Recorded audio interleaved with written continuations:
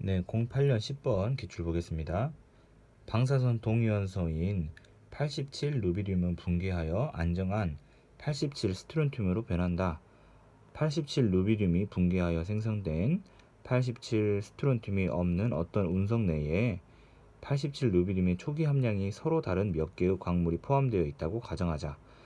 일정한 시간이 경과한 후 이 운석에 포함된 각 광물 내의 변화된 동위원소의 함량을 연결한 선이 등시선이다. 다음 그림에서 가장 긴 시간이 경과된 등시선을 고르고 그렇게 판단한 이유를 쓰시오 라고 했습니다. 지금 제가 빨간색으로 그린 것은 이제 제가 그린 것이고, 원래 이제 이 A, B, C, D, E의 이 선만 이제 그려져 있습니다. 이 A, B, C, D는 지금 등시선이에요. 등시선. 같은 시간을 연결한 선입니다. 원래는 이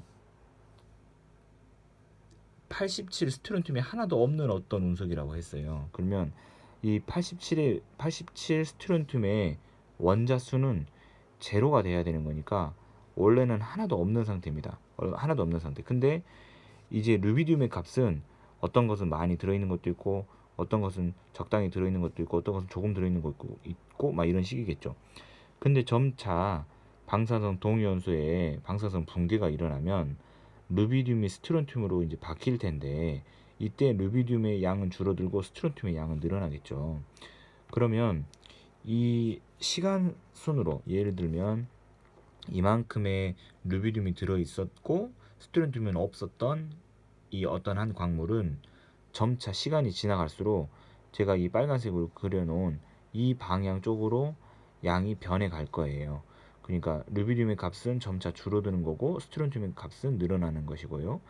근데 이만큼 들어있었던 광물도 이쪽으로 이렇게 시간 순에 따라서 루비듐의 양 줄어들고 스트론튬의 양 늘어나겠죠. 여기 있었던 것도 이런 식으로. 그래서 얼마만큼 시간이 이렇게 양이 변화될 때 예를 들어서 1만 년이 지났다. 딱 어느 정도의 시간이 딱 지났다. 그러면 원래 이만큼이 있었던 얘는 여기다 점을 찍을 수 있겠고, 여기만큼의 양을 가지고 있었던 광물은 여기다 점 찍을 수 있겠고, 이만큼의 양을 가지고 있었던 광물은 여기다 점을 찍을 수 있겠죠. 그러면 그 1만 년이 지난 시간 후에 들어있었던 이 광물의 양을 한 선으로 연결하면 이게 되는 것이고, 이게 같은 시간을 연결한 선이니까 등시선이다 이렇게 얘기를 할 수 있겠죠. 그러면 뭐가 제일 많은 시간이 지난 거냐, 가장 긴 시간이 경과된 등시선이 뭐냐 이렇게 했을 때에는 이제 제일 위에 있는 A가 제일 시간이 많이 지났다라고 생각할 수가 있겠습니다. 그러니까 왜 이 시간이 많이 지났냐, 그 판단 이유를 쓰라고 한다면, 지금 어떤 한 광물의 양이 이제 점차 시간이 지날수록 루비듐이 붕괴하여 스트론튬이 만들어지니까 이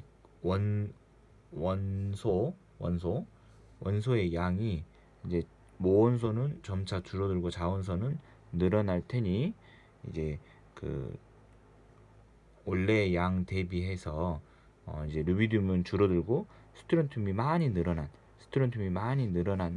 그 등시선이 시간이 많이 지나간 거다 이렇게 말할 수가 있겠죠. 그러니까 원래는 스트론튬이 하나도 없었는데 이제 그 시간이 지날수록 스트론튬의 양이 늘어날 테니까 스트론튬이 가장 많이 늘어난 A가 시간이 많이 지난 것이다 이렇게 판별할 수 있다는 것이죠.